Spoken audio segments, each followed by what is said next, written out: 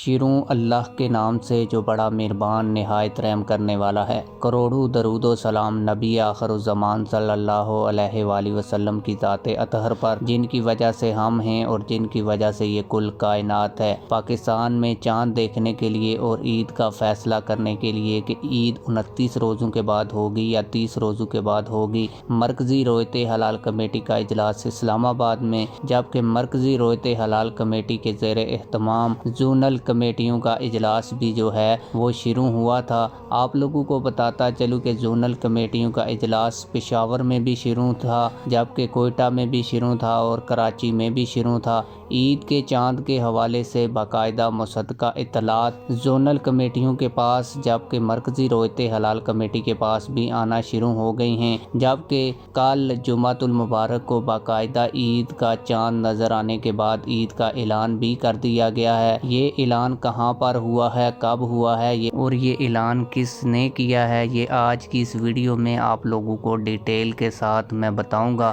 لیکن ویڈیو میں آگے بڑھنے سے پہلے آپ لوگوں سے یہی گزارش ہے کہ اس ویڈیو کو شیئر کر دیں تاکہ باقی لوگوں تک بھی عید کے چاند کے متعلق صحیح انفارمیشن پہنچ سکے۔ تو آپ لوگوں کو بتاتا چلوں کہ پاکستان میں رویت حلال کمیٹی کا اجلاس جو ہے وہ باقاعدہ شروع ہو چکا ہے، جبکہ گواہان سے جن لوگوں نے چاند کو دیکھا ہے ان سے باقاعدہ گواہیاں جمع کی جا رہی ہیں، جبکہ خلیجی ممالک جن میں سعودی عرب، UAE، افغانستان بھی شامل ہیں، ان کے جو رویت حلال کمیٹیوں کا اجلاس ہیں ان میں باقاعدہ یہ فیصلہ سنا دیا گیا ہے کہ جمعے کے دن سعودی عرب میں، افغانستان میں اور UAE میں اور باقی خلیجی ممالک میں باقاعدہ عید الفطر جو ہے وہ منائی جائے گی۔ آپ لوگ اس حوالے سے کیا کہتے ہیں یہ کمنٹس میں ہمیں ضرور بتائیے گا۔ اس کے علاوہ پاکستان کے حوالے سے ابھی تک